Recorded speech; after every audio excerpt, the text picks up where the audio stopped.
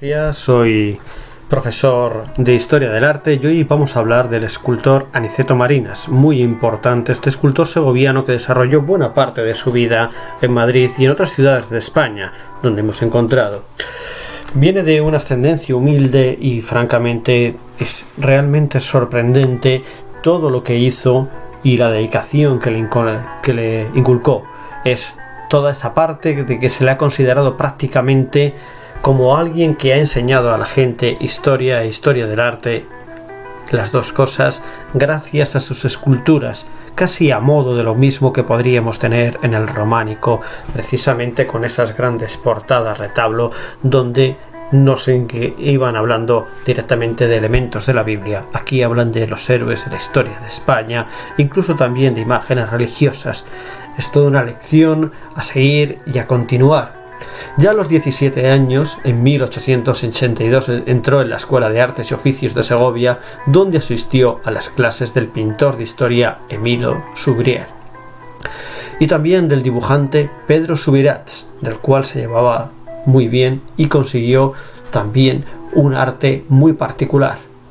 Con Pedro Subirats, modelando cabezas clásicas y bustos, todo tipo de obras, fue ayudado en su momento por Pedro Grau, maestro cantero de las obras del Alcázar de Segovia. Allí conoció a uno de sus más ilustres mecenas, Fernando Tarragó, que le ayudó y protegió.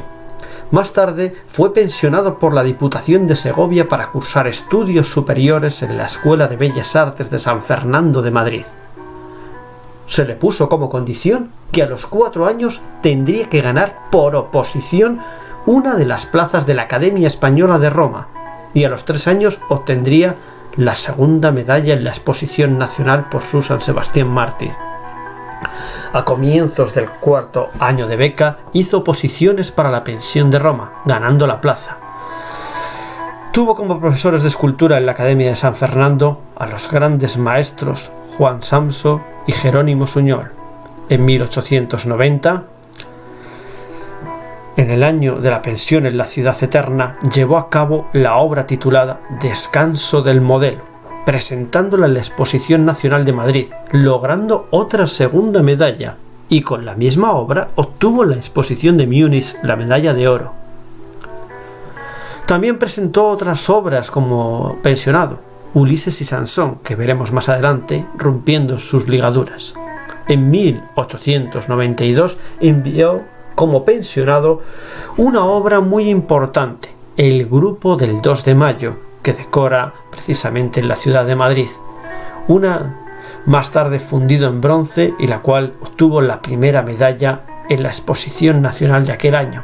Al regresar de su pensión en Roma, pasó por momentos de angustia y estrechez, y le ayudó entonces su segundo mecenas, el obispo de Salamanca, Fray Tomás de Cámara, el cual le encargó para la fachada principal de la iglesia de San Juan de Sagún 2 grandes bajorrelieves, en este caso en bronce, que representan el milagro del Pozo Amarillo y la aparición de los bandos, de gran inspiración y originalidad.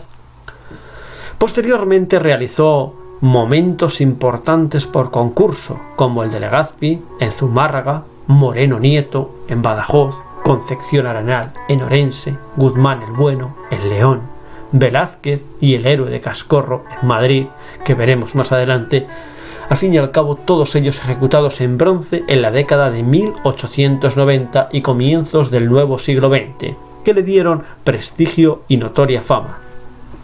En 1901 ganó por oposición la cátedra de modelado y composición decorativa en la Escuela de Artes y Oficios de Madrid, permaneciendo en ella hasta 1936.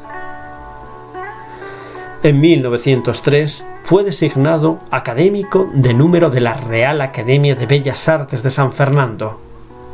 Una vez nombrado académico, le llovieron los encargos ejecutados por numerosos e importantes, como el monumento a Pedro Flores en Villadiego, en Burgos, o en 1907 el de su protector y mecenas, el obispo Cámara, en Salamanca.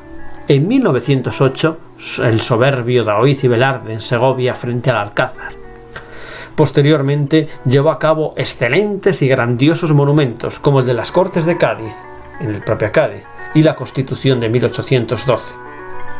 También el monumento al corazón de Jesús en el Cerro de los Ángeles, en Madrid, uno de los más famosos, ya en 1919.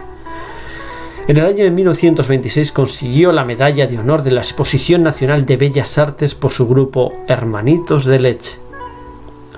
Después de la Guerra Civil Española, Aniceto Marinas fue designado presidente de la Real Academia de Bellas Artes de San Fernando en su sección de escultura, actuando como jurado en la Exposición Nacional de Bellas Artes. También se dedicó por entero a la imagen religiosa, esta imaginería que dejó el Grupo de la Piedad tallada en madera policromada para la Basílica del Sagrado Corazón de María, de Madrid. Y, concretamente, para el crucero de la iglesia de San Millán de Segovia, un crucificado y la Virgen de la Soledad al pie de la cruz. En 1950 fue elegido director general de la Real Academia de Bellas Artes de San Fernando y 3 años más tarde, en 1953, falleció en Madrid. Aniceto Marinas tuvo 2 grandes discípulos, Toribio García Andrés y Florentino Trapero. Junto a Mariano Benlliure fue un genial intérprete de la escultura, un Mariano Benlliure que fue su amigo, y fueron los mejores de ese último tercio del siglo XIX. Su estilo se encuentra a caballo entre el naturalismo y el realismo, como ahora vamos a repasar nuevamente continuando.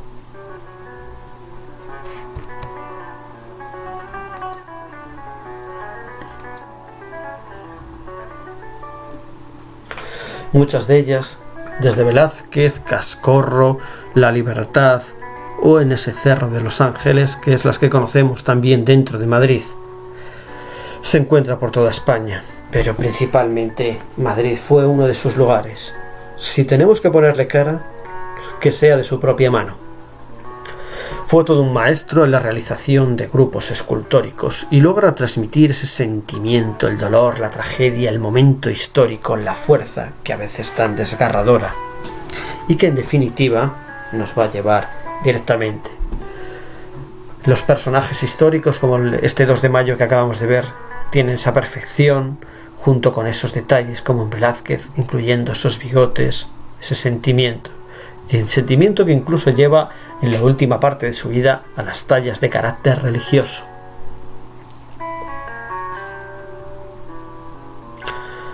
Todas cuentan con un significado, un conocimiento de la historia que narran, y al final de su vida se especializó en esta imaginería religiosa.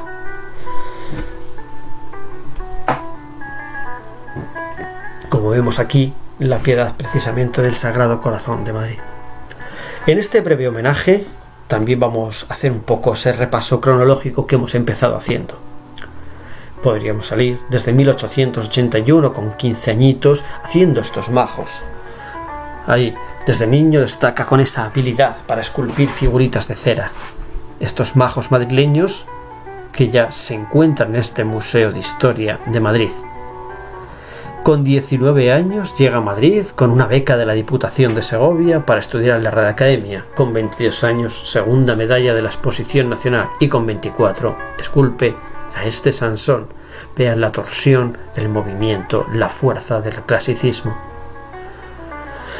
En este mismo año también aprueba la oposición para estudiar en esa Academia Española de Roma, esas grandes condiciones que tuvo. Y bueno, donde surgirán elementos como el homenaje a los héroes del 2 de mayo, junto a esta plaza del 2 de mayo, un monumento que en definitiva nos muestra a ese teniente David herido sobre el cañón, el cadáver del Chesper.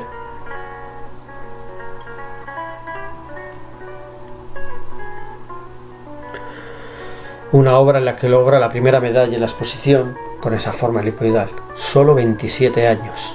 Ya en 1899 regresa a Roma, se instala frente al Museo del Prado, Velázquez.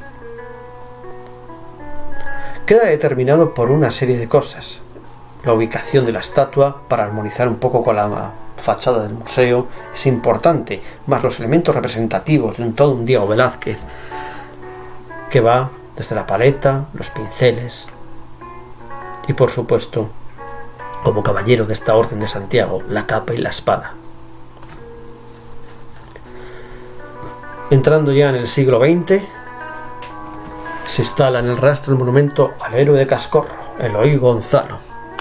este joven expósito del barrio al cual se decidió homenajear. Se alistó en el ejército combatiendo en la guerra de Cuba, se presentó voluntario para incendiar las posiciones enemigas ahí del pueblo de Cascor, de donde viene su mote. Por eso aparece con su lata de petróleo y con eso. Convencido de que iba a morir, pidió llevar atadas las cuerdas en el pecho para que al menos pudieran recuperar su cadáver. Pero le vemos ahí con la decisión del héroe que no duda mirando al frente. Una misión suicida que fue un éxito y acabó con los enemigos. Su proeza salvó a 170 españoles en su campamento, pero sus heridas, a pesar de que llegó, eran tan graves que murió. Ese paso firme, decidido para entregarse a lo que se entiende una muerte segura. Bueno, siempre van a colocar junto a otros de los importantes. Retratados en ese estudio de Marinas, en esta calle Marqués de Urquijo, cada uno se hizo un busto del otro. Elementos básicos de esa amistad. Así Aniceto Marinas a Mariano Benlliure en este caso. Y en este otro tendríamos a Benlliure representando a Aniceto Marinas en cada uno de. En este caso, en esa iglesia de Santa Cruz, también tendríamos el apoteosis de la cruz, que nos encontraríamos en la zona del tímpano. Por oposición, esta cátedra de composición decorativa en la Escuela de Artes y Oficios de Madrid, que fue nombrado académico,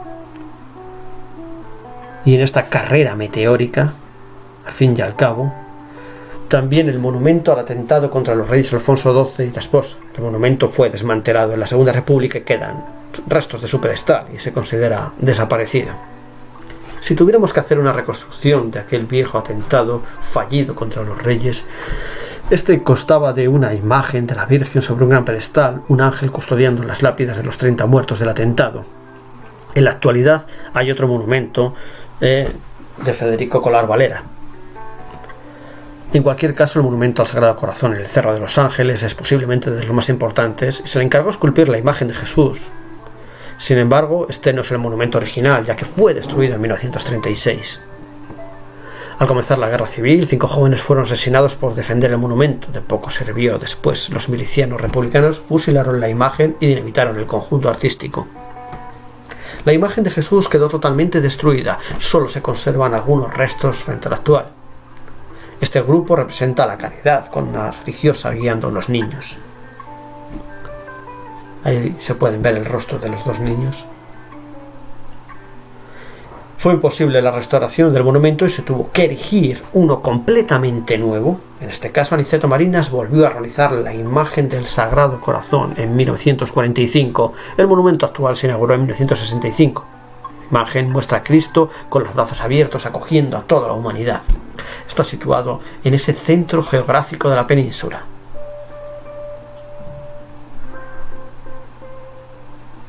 Si en 1922 la construcción del monumento a Alfonso XII en el Retiro reunió a los mejores escultores del momento. Miquel Blay también. Benlliure se encargó de la escultura ecuestre, pero Marinas realizó el Grupo de la Libertad, que es el que tenemos aquí de frente. Ahora se le vemos con más con sus diferentes alegorías.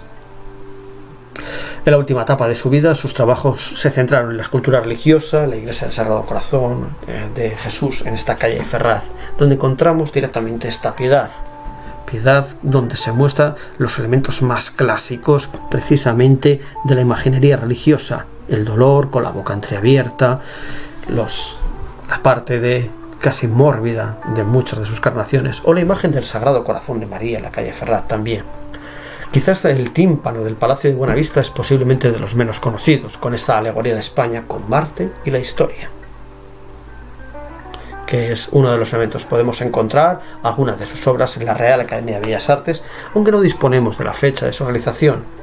El delicado y elegante busto de su esposa y, por supuesto, la estatua de un personaje histórico que pudiera ser Cervantes.